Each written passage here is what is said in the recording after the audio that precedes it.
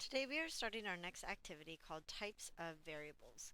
So turn to the next page in your notebook, and in the top right hand corner write the title, Types of Variables, and today's date.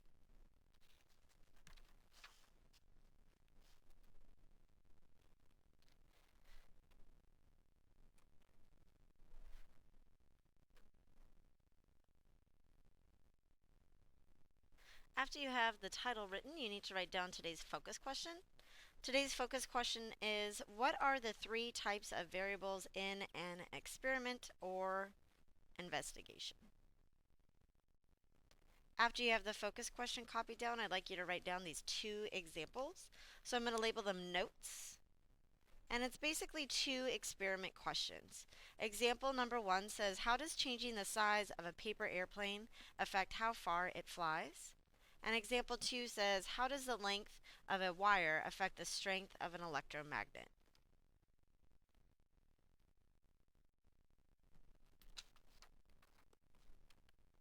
Next, you need to take your handout that you got when you walked in the door, and you are going to cut the extra off of it.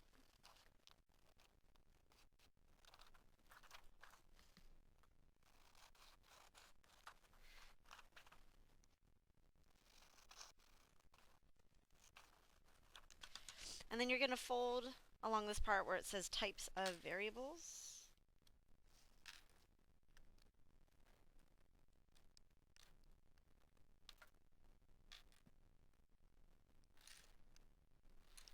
Then you're going to cut each of the flaps up to where you just folded.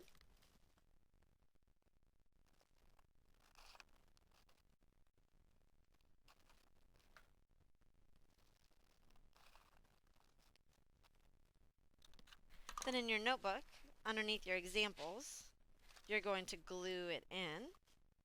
So right here should have glue, and then these are the parts that move.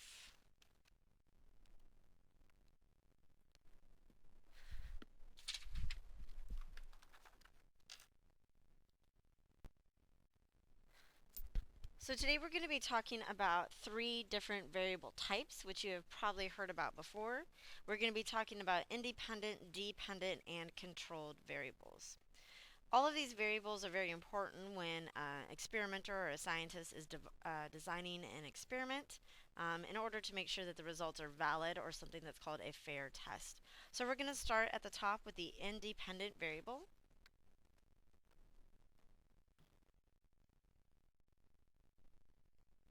For independent variable, you're going to write down the definition, which says the variable being tested in an experiment, what the researcher changes on purpose.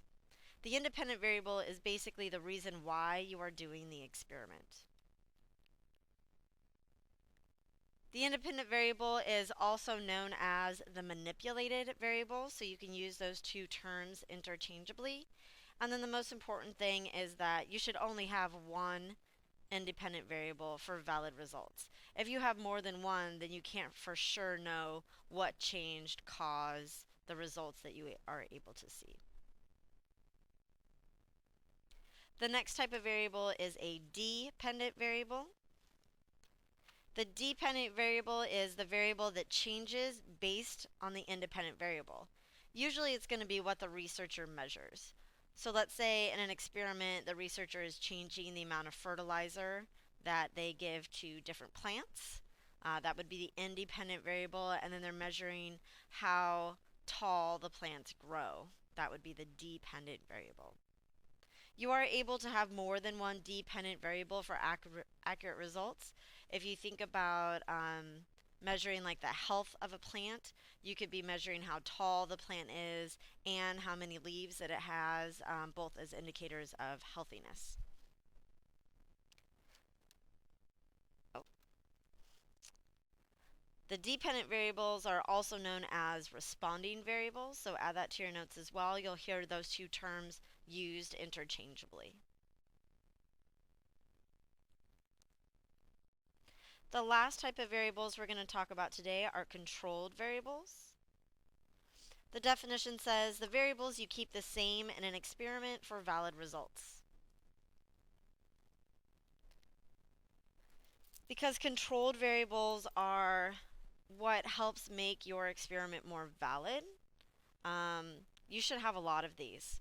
You'll also hear them referred to as constants, things that are kept the same or constants. And then again, you should have a lot of these. Now you need to grab 3 different colored pencils, doesn't matter what colors, and you're going to pick one color for each type of variable. So you're just going to add that color somehow to your notes. So I'm going to make my independent variables red.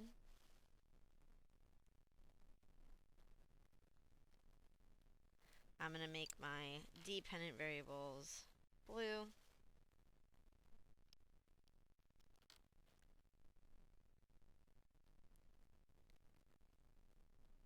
And then I'm going to make my controlled variables green.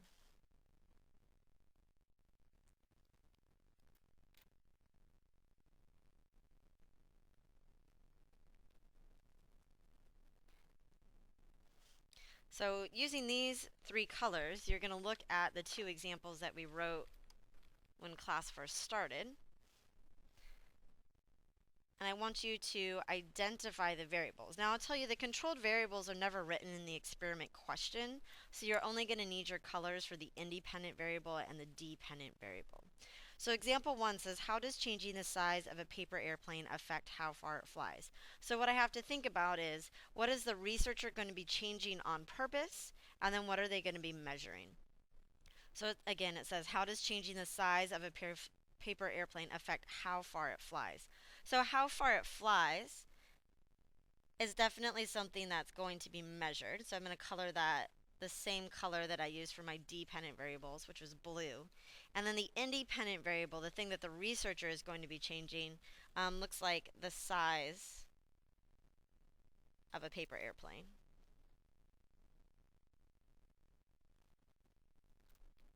Okay. Now example 2, how does the length of a wire affect the strength of an electromagnet? So here, the dependent variable, again, I'm thinking, what is the researcher going to be measuring? What's going to be changing because of the thing that the researcher changed? Again, that's the dependent or the responding variable. That's going to be the strength of an electromagnet. And what is the researcher going to be changing on purpose? What's the independent or manipulated variable? And that's going to be the length of the wire. Okay. Now again, the controls aren't there. They're not written down in the example. So I'm going to add them to my notes just on the side. And there could really be a bunch. So I'm going to move my notebook up so I can see where it has the controlled variables notes. And right here I'm going to write EX number 1 for example 1. And I'm going to think about it. How does changing the size of a paper airplane affect how far it flies? So what are some things that you would need to control for, so things that would need to be the same? So I'm going to think one thing would need to be the type of paper. All of the paper airplanes would need to be made of the same type of paper. The only thing about them that should be different is the size. So then also I would think how the airplane is made.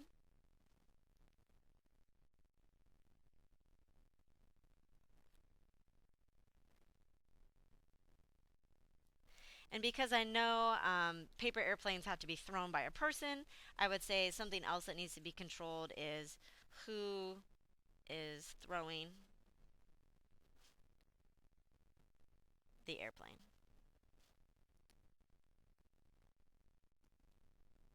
Of course, there's many other things that we could change or that we would want to keep constant, such as where the paper airplanes were being thrown or how we were measuring them. We'd want to use all the same units, but that's a good start with those 3. Now let's look at example 2. So example 2 says, how does the length of a wire affect the strength of the electromagnet?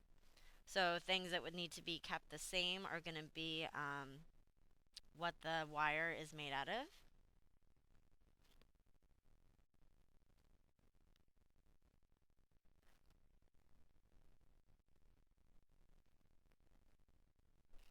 And if you don't know much about electromagnets, the wires are usually coiled. So for number 2, I'm going to say the number of coils would need to be the same.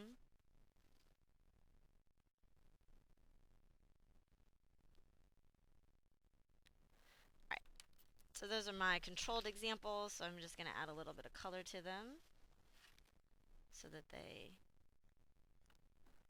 get matched with the green. So that is it for the notes that we are taking together. You should have received a little half sheet called Identifying Variables. Looks like this. That's going to be your work that you need to do now. The directions say read through each scenario and identify the independent variable, dependent variable, and the control. It says beware, not all experiments will have a control. If you feel that these lines are too little for you to write on, feel free to use your same color. So my independent variables were red, so I'm going to mark them red in the text. My dependent variables were blue, so I'm going to mark them blue, and then my controls were green. I'll do the first one with you guys. It says, Sarah wants to see if a new brand of hair dye lasts longer than the brand she currently uses. She puts the new hair dye on the left side of her head and the old brand on her right side. After 2 weeks, she observes which side of her head has more gray hair showing through. So the independent variable, the thing that she's changing, would be the brand of hair dye. And then what she would be measuring, it looks like the number of gray hairs. Doesn't say here specifically that there is a control, but comparing it to the brand that she had before is something called a control group, but it's not specifically a controlled variable. So that's it for number 1. There's an independent and a dependent, but no control. So go ahead and finish the rest on your own, and then we will correct them together in a few minutes.